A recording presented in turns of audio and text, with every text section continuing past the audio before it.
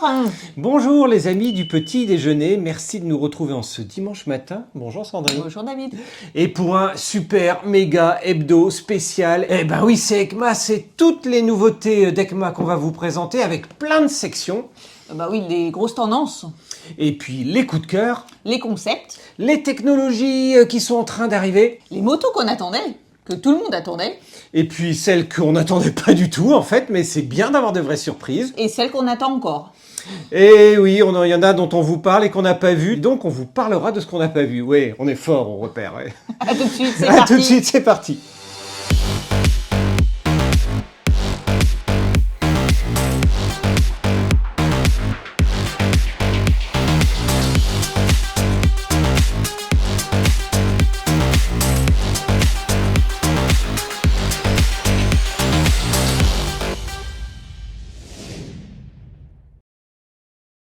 Ah, ECMA, tout le monde l'attendait, nous aussi, d'autant plus que ECMA 2023 n'a rien à voir avec les ECMA précédents. Et ben oui, pourquoi? Parce que ça s'allonge de plus en plus.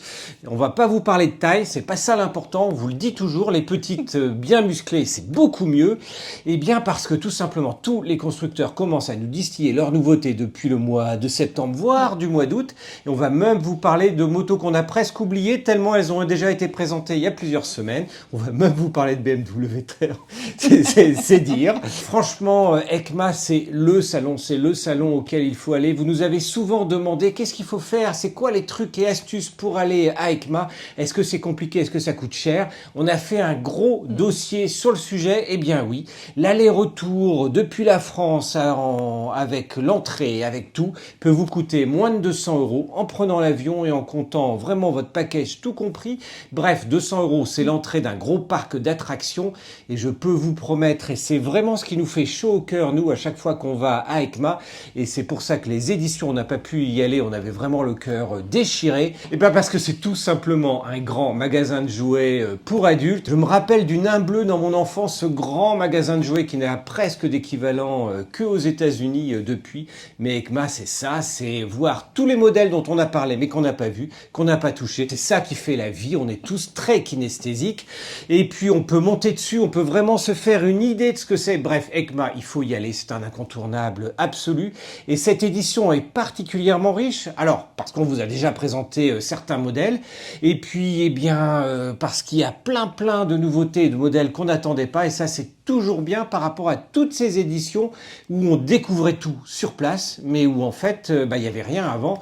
Et là, c'était encore mieux. Mais non, on ne gâche pas notre plaisir ce coup-ci avec des grosses tendances. Et la première grosse tendance de cette ECMA 2023 avec les nouveautés 2024, eh bien, on va vous parler de tout. De tout, c'est quoi? Eh bien, pas uniquement de trail. Eh bien oui, les trails, vous savez, on vous en rabâche en long, en large, en travers, en chemin, en hors chemin. Mais on va vous parler de roadster, de custom et de même sportives. Et puis de petites cylindrées. Et oui, c'est la deuxième grosse tendance de cette ECMA 2023 et de ces nouveautés 2024. Il y a plein de 500. Vous savez, comme on aime bien, encore une fois, ces petits modèles qui sont super sympas.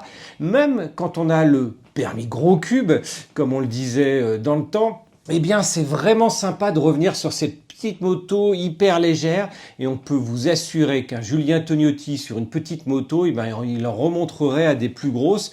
Donc comme quoi, encore une fois, c'est pas la taille qui compte. Mais bref, il y en a plein chez plein de marques et puis de vraies nouveautés avec des designs qui partent à l'ouest, réellement. On l'a vu déjà avec la GS 1300, avec ce regard qui ressemblait presque à un regard de Vestrom anciennement. On va le voir avec la KTM 990 Duke, c'est pareil. Ce regard, ces faces avant de moto sont assez impressionnantes. Et puis dernièrement, eh bien, on va vous parler de technologie parce que c'est la troisième grande tendance. Eh bien oui, c'est de la dalle TFT, en veux-tu, en voilà. Du 5 pouces, même sur les tout petits modèles de 400 cm3. On vous parlera un chouïa de 125 aussi. On savait que les boîtes automatiques étaient spécifiques à certains modèles. Honda a dévoilé l'e-clutch. On vous en a déjà parlé dans un hebdo précédent. Mais là, l'e-clutch est en train d'arriver sur les 500, sur les 650 cm3.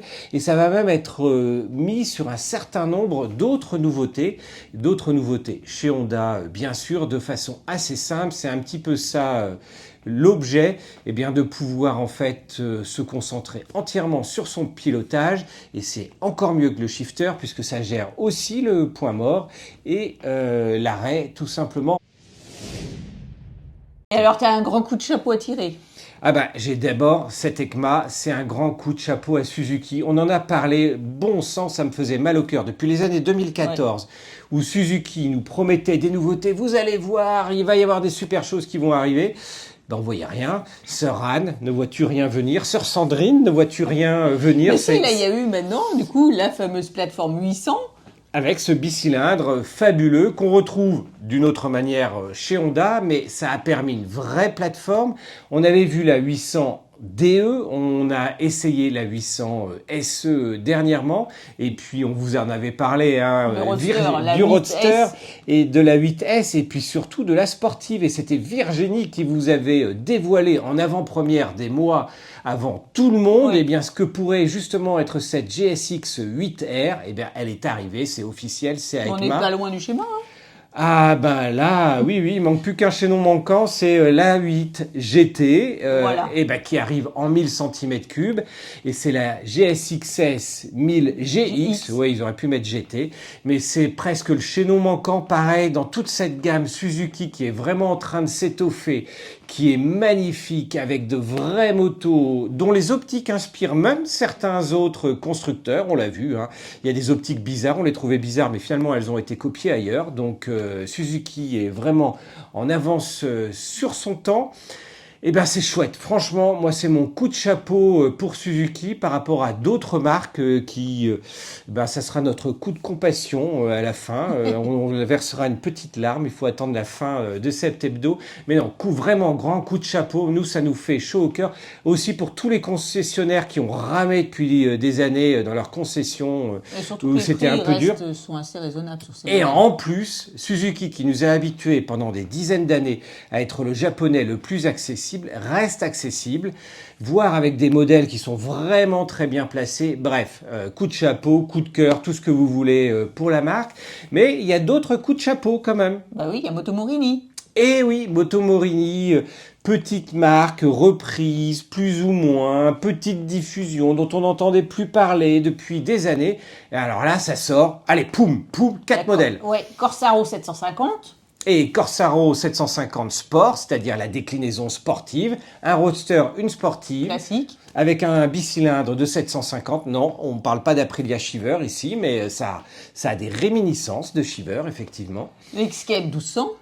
Et une grosse cylindrée, enfin. Donc du coup, on a une Escape 649, une Escape 1200, et puis avec des poids qui sont plus raisonnables. L'Escape 649 était un peu lourde. Là, on va avoir une Escape 1200 qui va se trouver au même niveau qu'une GS, pour ne pas la citer. Mais c'est bien d'avoir cette gamme qui se complète sur une marque qui était quasi moribonde il y a encore quelques années, qui revient. Il y a la Calibro, donc, qui est l'équivalent de la Rebelle 500. Et puis la Milano, voilà. Ce qui commence à faire une gamme très sympa, allant du trail jusqu'au custom. D'autant plus que Moto Morini est distribué par la CIMA, qui est un vrai réseau qui se construit de plus en plus année après année. Donc c'est un coup de plus pour Moto Morini. Et puis côté Chine, mais il y a CF Moto.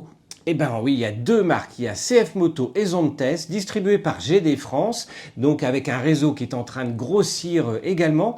Et CF Moto, c'est impressionnant. On vous avait présenté les concepts et avec des modèles de série qui en étaient quand même très très proches. On a vu les gros trails arriver dans les 800. On voit que le partenariat avec KTM fonctionne à fond, avec sur la base du LC8, c'est justement, et avec un design signé Kiska, Kiska qui signe également le design des KTM, mais aussi des Husqvarna, et puis bientôt des Gaz dans ce groupe Pirer. Mais là, c'est impressionnant. Les concepts, ils sont en train de sortir, les déclinaisons, elles sont en train de sortir, non seulement en 800, mais également en 450. Donc après les MT, c'est-à-dire les trails, on arrive au Roadster avec les NK, et puis on n'attend plus que les 1200, parce que, eh bien oui, les 1200, les concepts et les modèles arrivent également chez CF Moto, avec une concurrente directe de de la 1250 RT. Eh oui, j'ai réussi à pas parler de GS. Ah merde, GS. Et du coup, chez Zone Test, il y a le modèle 703 RR, le 703F, la 500T et puis le Scoot, le 501 TG. Oui, avec un modèle un petit peu adventure, et ça c'est bien parce que Zone Test nous avait plutôt habitués au 125, voire aux 310 cm3, quitte à monter en 350, et là voilà, on arrive dans la cour des grands, entre guillemets, avec les 700, et ça va vraiment enrichir en termes de design et en termes de motorisation tout ce qui est disponible sur le marché. Bref, on va pas s'ennuyer en 2024 en côté essai. Alors après les coups de chapeau, c'est les coups de cœur. Et bien moi, mon premier coup de cœur, ce sera la moto Morini, effectivement, avec la Corsaro 750 et le modèle Sport, qui sont absolument sublimes. Ah oui, ils sont très très beaux. On en a déjà parlé, donc on va pas rester trop longtemps dessus. Et on va passer directement au modèle suivant. MV Agusta. Avec la LXP Orioli, en hommage au champion de rallye. LXP, vous voyez... Lucky Explorer. Eh ben oui, c'est pas Lucchini. Mais il y en a sous le chapeau. Alors on n'a rien compris à ces histoires de Cagiva Elephant qui devenaient Lucky Explorer, qui deviennent LXP. Sûrement des histoires de noms. Mais en attendant, elle est super sympa et elle commence à avoir un look qui se rapproche quand même un peu d'une Africa Twin. Moi, je vous dis, on sait plus qui est qui et d'où vient chaque modèle. Mais en attendant, ce coup-ci, c'est sûr, c'est promis. Elle sort en 2024. Oui, il serait peut-être temps parce que... Bah oui, ça fait 2 ans qu'on en parle des projets, entre le projet de Cagiva Elephant initial et puis de la Lucky Explorer dans ces 2 versions et dans ces 2 motorisations. Là, ce coup-ci, il faut qu'elle arrive. Et puis alors chez Moto Guzzi, la Stelvio, on l'attendait aussi. C'est vrai que depuis, on avait la V100 depuis 1 an maintenant. Et puis maintenant, il y a sa petite sœur qui est le Trail, le modèle Stelvio, qui est absolument magnifique aussi. Ah, en look, on trouve un petit aspect de Touareg et un mélange de V85. Moi, franchement, elle est toute beauté. Ça va donner un super essai. J'espère qu'on aura l'occasion de faire un essai longue durée en duo avec Sandrine, parce que ça, c'est typiquement le type de moto et de trail routier qui peuvent vous emmener très loin avec le look et puis avec la fiabilité Guzzi. On ne rit pas. Mais non, on testera. On testera et on vous dira tout. Voilà. Tout, vous saurez tout sur la Stelvio.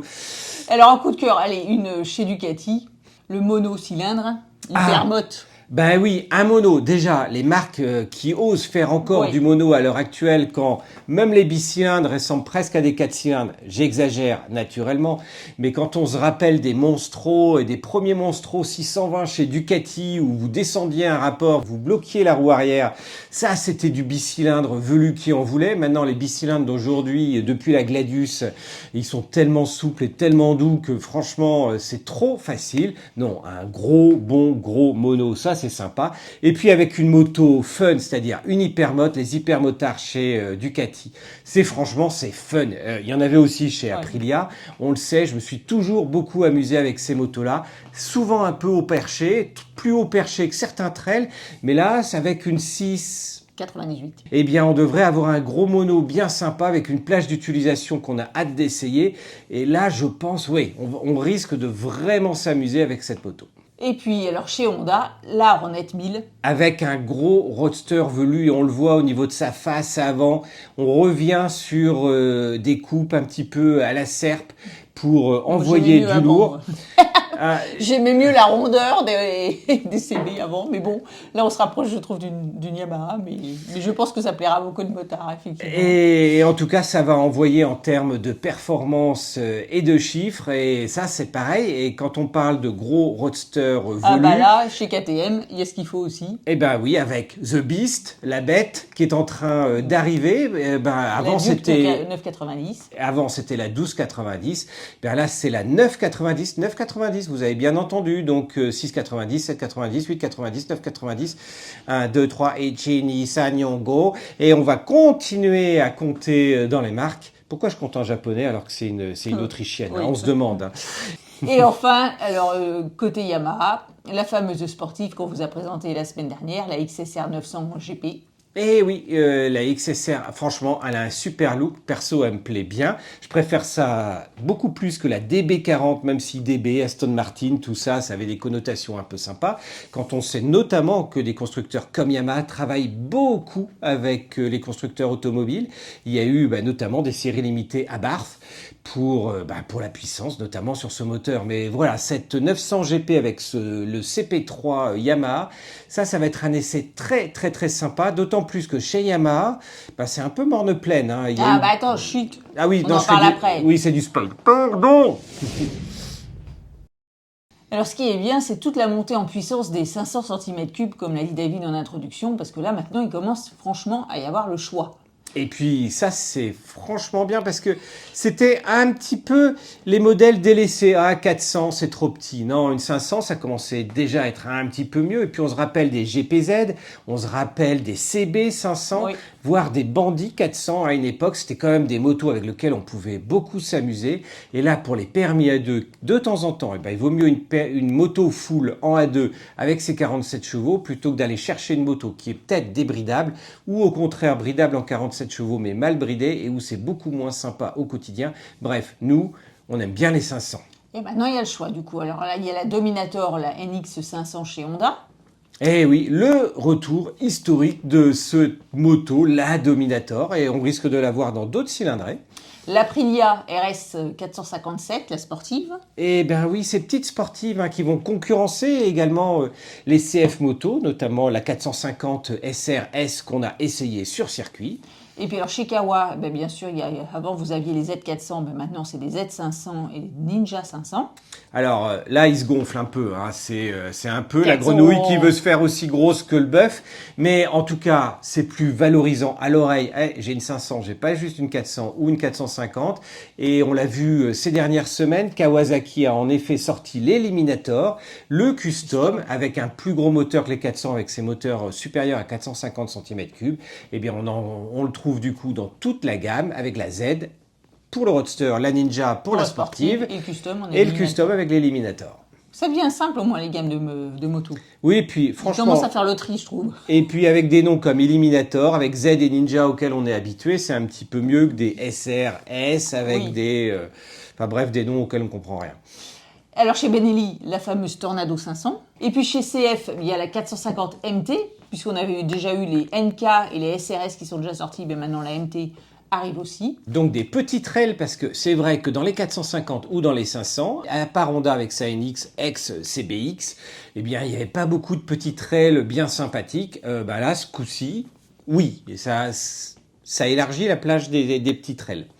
Et côté rétro, Royal Enfield a relooké et revu ses modèles Meteor et Bullet. Ça fait un autre choix. Et sans oublier la fameuse Himalayan 450 dont on vous parle depuis des mois, qui enfin est arrivée. Et qu'on a essayé. En Inde, et oui, c'est Benoît qui a eu le privilège, tout l'honneur de partir en Inde une semaine sur des routes complètement défoncées. Il a ramené des images qui sont juste magnifiques. Donc Virginie est en train de faire le montage et vous aurez l'essai la semaine prochaine. Ouais, elle a bien commencé le montage cette semaine parce qu'on avait déjà les images. Il y a bien 3 bons jours de montage rien que pour cet essai. Et enfin la FB mondiale, la Pieggia 452.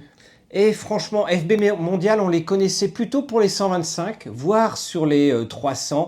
Des petites motos néo-rétro au look vraiment super sympa. En plus, on n'en voit pas beaucoup. C'est une raison de plus de les adopter. Et là, la marque monte enfin en cylindrée dans ces gammes de 450, 500. Et là, ça devient vraiment sympa parce qu'on sort des 20 chevaux qui sont parfois un petit peu limités. Et quand on parle de 20 chevaux, on pense bien sûr au Météor ou encore au Bullet. Non, là, avec ces petites motos au look avec plus de chevaux, eh bien, ça va faire du choix et du choix qu'on va avoir plaisir à essayer aussi en 2024. Bon, alors les motos que tout le monde attendait, on va dire les stars qu'on attendait, sont enfin arrivées. Alors, quelles sont-elles ? Eh bien, on vous a parlé de l'Himalayan, c'est sûr, on l'attendait. Ah oui, et puis pas que dans cette cylindrée. Donc l'autre cylindrée, il faudra attendre. Mais en attendant, vous avez la 450. Voilà, qui est arrivée. On a parlé du Maxi Trail, le fameux X-Cape de chez Motomorini, le 1200. Et pareil, ces gros trails qui arrivent, on va pas en parler trop. On sait qu'il y en a qui n'aiment pas les trails, donc on va passer vite. Non, mais je blague parce que ce sont des beaux modèles qu'on attendait. Chez Honda, la fameuse 500 NX et la Hornet 1000. Enfin, cette grosse Hornet qui va être dans la lignée des Hornet 900 historiques d'il y a plus de 20 ans. Et puis la Duke 990 dont on a déjà parlé aussi. Alors maintenant, ta petite larme, ta grosse larme. Ouais, ma larme de compassion, c'est pour Yamaha. Autant Suzuki a fait franchement une entrée, un renouveau fabuleux. Honda aussi. Honda aussi, et puis on vous a pas parlé de tous les coloris parce que toutes les motos sont ressorties, qu'on parle de CMX Rebelle, qu'on parle de NT 1100, bref, il y a eu plus d'une dizaine de modèles qui ont été renouvelés chez Honda. Chez Yamaha, c'est un petit peu morne pleine oui, pour la saison 2024. Oui, parce qu'à part la MT-09 en modèle standard et la SP, la Ténéré, une Xème version de Ténéré parce qu'elle se vend bien, entre guillemets. Et parce qu'elle le vaut bien. Il les teste en édition limitée et puis quand ça se vend bien, ils la mettent en édition standard, on va dire. Donc, qui va permettre d'aller faire du off-road au même titre que la World Raid, que la 700. Enfin bon, non, là on est vraiment dans le off-road. Mais pour le reste, ils ont sorti des nouveaux coloris essentiellement avec des petites retouches. Mais voilà, on attendait un coup de waouh, de super chouette, un énième concept, un Nikon dans une autre cylindrée. Ça, je pense pas qu'ils aillent se lancer dans un énième Nikon. Non, vu le succès du Nikon, et c'est dommage parce que franchement, le Nikon, ça, il fallait en avoir, franchement, pour arriver à oser à sortir ce truc-là. Non, on a été tellement ébahis par tous les concepts avec le Motoroid chez Yamaha au salon de Tokyo qu'on se disait qu'on allait encore voir de très très belles choses avec Yamaha. Ça reste plus tranquille, donc on espère que l'édition suivante sera mieux, parce qu'autrement ça va être un petit peu tristouné au niveau des essais chez Yamaha cette année, même si, Sandrine l'a dit, la MT-09 ressort avec des améliorations, avec plus d'électronique, plus de modes de conduite. Forcément, il y a toujours ces modèles SP chez Yamaha parce que modèle au-dessus, de la même manière que pour la Tracer 9, on avait vu la 9, la GT et la GT+, pour plus des technos, mais chez nous, à la rédac, on s'ennuie un peu de voir juste des modèles sortir avec plus de techno. Non, ce qu'on aime, nous, on est comme des gamins dans un magasin de jouets. On vous l'a dit, on veut des vraies nouveautés.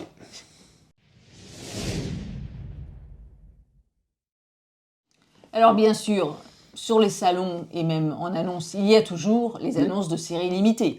Les séries limitées, c'est incontournable, n'est-ce pas? C'est le moyen de payer beaucoup Ça dépend pas plus cher. Souvent. On va dire. Ouais, souvent. Mais enfin, quand même.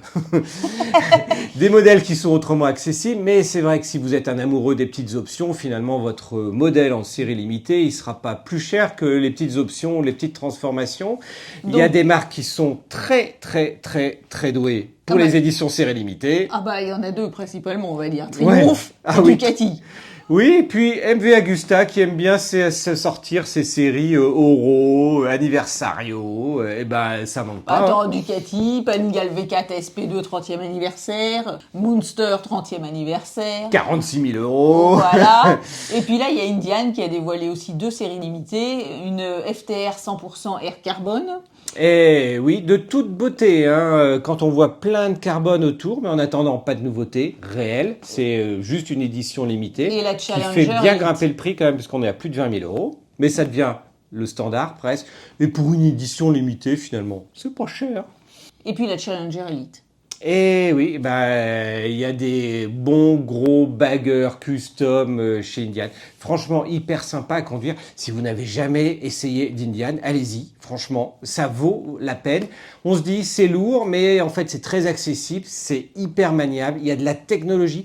On vous parlait de technologie au tout début, mais Indian a vraiment été le plus vieux constructeur américain à proposer autant de technologie sur ses motos en embarqué et puis avec des watts, avec du 200 watts en termes de musique. Donc les éditions limitées, elles en balancent pas mal. On regrette juste que les éditions limitées Jack Daniels ne soient pas autorisées en France. Franchement, boire ou conduire, il faut choisir, je sais bien. Mais en tout cas, en termes de look, celles-là aussi, elles sont pas mal. il y a une marque et un modèle qu'on n'attendait pas. Et qui nous a fait une belle surprise. Et oui, d'autant plus que sur les salons, Bimota, vous connaissez la marque, rachetée par Kawasaki. Et oui, on s'y attendait pas, mais c'est très très sympa de voir Bimota. De temps en temps, faut aller la chercher. Chez Kawasaki, les années précédentes, il fallait aller derrière le stand, quasi caché, à croire qu'ils n'ont pas envie d'en vendre. Non. Et bien là, ils sortent des sportives pour aller sur un segment pas du tout au goût du jour. Le trail. Eh ben oui, avec la Terra. Et franchement, elle est superbe. Alors, ça sera une petite série limitée. On sait déjà que la Tesi, elle est à un prix stratosphérique, voire mésosphérique. On l'a dit, et je l'ai pas assez utilisé là. On vous a pas beaucoup parlé de prix. Il y a plein de prix qu'on ne connaît pas. Et faut attendre un petit peu là.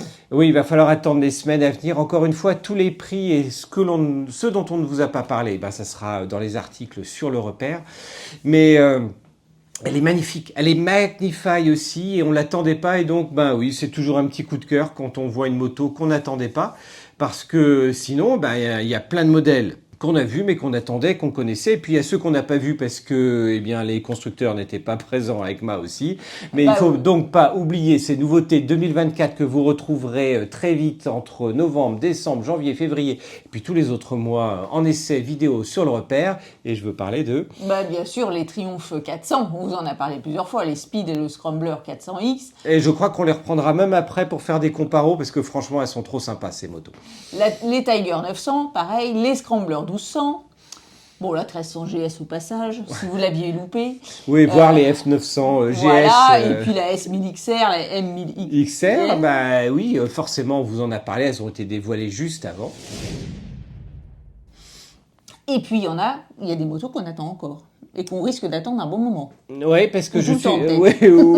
non, peut-être pour certaines.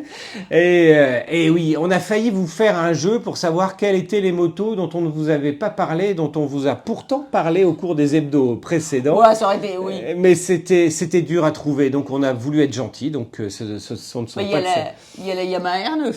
Et la fameuse R9, franchement, c'est de toute logique. Cette fameuse plateforme CP3 avec une base de sportive, franchement, il n'y a plus qu'à. Mais qu'est-ce qu'ils attendent? On ne sait pas.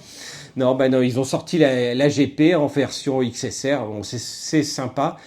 C'est peut-être celle-là qu'on verra. Mais en R9, oui, ça pourrait être très, très, très sympa. Ils ont bien sorti la R7 enfin. Et ça faisait 1 an et demi, voire 2 ans qu'on disait, mais alors, R7, ils nous la sortent quand? Bon, je pense que ça sera pour l'année prochaine.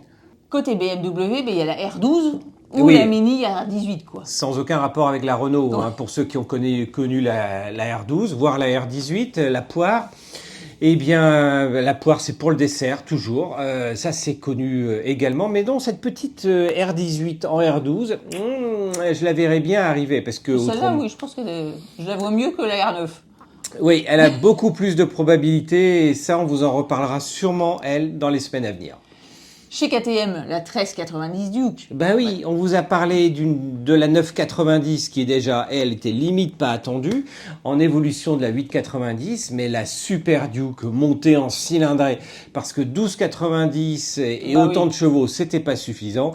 Forcément, une 1390, c'est encore mieux, et on ne vous parlera même pas de ce que ça deviendra une fois que ça aura été modifié par Brabus, parce qu'on vous a sorti également, on vous a parlé de ce fameux modèle sur base de 1290. Bon, celle-là va arriver rapidement également. Et puis chez Triumph, la Daytona 660. Oui, toute logique, cette fameuse plateforme de 660 entre le trail que l'on a vu et puis une moto que tu as adorée avec la Trident qui est une moto vraiment adorable. Franchement, pour les permis à deux, c'est une moto qui en envoie, qui a un vrai caractère, qui est super facile à conduire. Bref, entre le look, le design, chez Triumph, il y en a. Et non, on n'a même pas de budget pub Triumph. C'est vous dire comme quoi on aime la marque. En tous les cas, tous les modèles qui ont été présentés sont détaillés en long, en large et en travers sur les articles sur le repère des motards. Un article par modèle quasiment. Systématiquement, avec la vidéo qui va bien pour présenter, pour voir le modèle également en vidéo. Et puis nous, on vous prépare des émissions spéciales où on va essayer de regrouper les roadsters, les trails, les scooters pour vous faire un récapitulatif le plus précis possible sur chaque modèle avec les informations techniques et le prix quand on l'a. Et bah oui, vous l'avez remarqué, là on voulait faire vraiment vous donner un espèce d'express le plus rapide possible sur l'ensemble synthétique, sans digression, ni divergence, ni diversion. Non, voyons, jamais. Et surtout des diversions, parce que des diversions, au moins c'est une moto, donc on revient parler de nos moutons.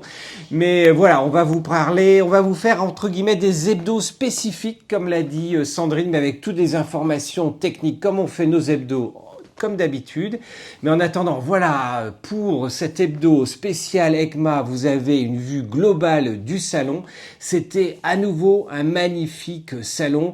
Eh bien, peut-être que si vous vous y prenez au dernier moment, vous pourrez y aller. Ben non, ça sera pour l'année prochaine. C'est trop tard, on vous fera une petite vidéo si vous n'avez pas eu le courage d'aller voir le gros dossier avec toutes les explications pour voir comment on peut aller à EICMA, voir faire l'aller-retour dans la journée, c'est possible, pour voir tous les halls. Mais en général, il faut quand même y passer minimum 2 jours.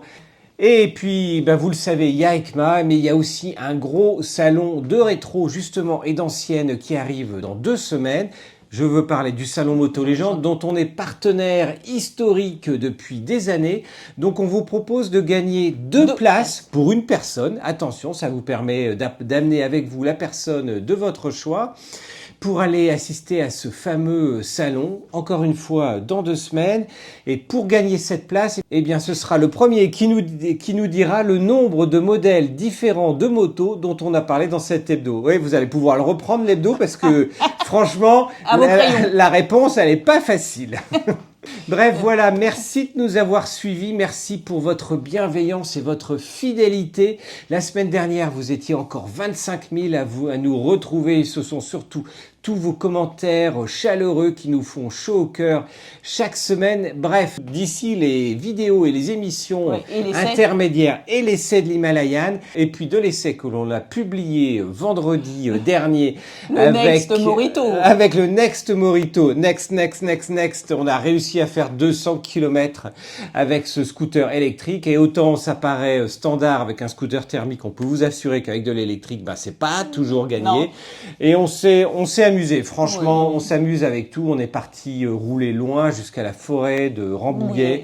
On a fait des grands tours dans Paris aussi, avec un grand périple, avec de très très belles images jusqu'au coucher du soleil pour tester également le scooter de nuit. Bref, vous saurez tout sur ce fameux Next Morito. Et nous sommes les seuls à l'avoir essayé. Oui, en France, et ben quasi même à l'étranger. Hein. Ça, c'est vraiment une exclue spéciale, le repère des motards. Comme quoi, on est aussi capable d'être aussi à fond sur un scooter électrique que sur un gros trail. Comme quoi, on aime tout en fait au repère des motards. On vous aime tous également. Merci encore pour votre fidélité, pour tous vos mots hyper chaleureux, bienveillants. Merci également pour toutes vos idées. Et puis, quand on en dit une de travers et que notre langue a fourché, merci aussi de le dire. C'est toujours sympa. Ça nous permet de remettre l'église au centre du village. Bref, si vous n'êtes pas encore abonné, pensez à vous abonner en cliquant en bas à droite. Ciao. Salut. On la refait celle-là? Commence pas à meubler. Il n'y avait pas besoin de rajouter. Et celle qu'on ne voyait pas, schlag, c'est parti. Oui, chef, ça rigole pas ici. Hein. Bon, heureusement, il fait chaud, il fait froid. Enfin non, il fait froid, donc on apprécie un bol de thé chaud. Il y a la fumée, hein, qu'ils n'aillent pas nous dire encore qu'il y a rien dans nos tasses. Hein. C'est parce que c'est pas... Eh ben. Mais j'aurais fait en placer une, il... il faut y aller, là. Il faut y aller parce que ça va être trop long, sinon. Oui, tout à fait. Puis Virginie, elle va ramer avec ses photos. Alors... J'ai mis à enregistrer. Hein. Il vaut mieux. Oui, je pense que oui. Tu penses que oui? T'as la foi? Ouais. Ayons la foi. Alors, et quelle moto n'attendait-on pas à EICMA et a-t-on vu? Oula, tu peux me la refaire celle-là? C'est ça? Non. Vas-y. Oui, tu peux me la refaire en... Qu'est-ce que tu te dis? En plus délié.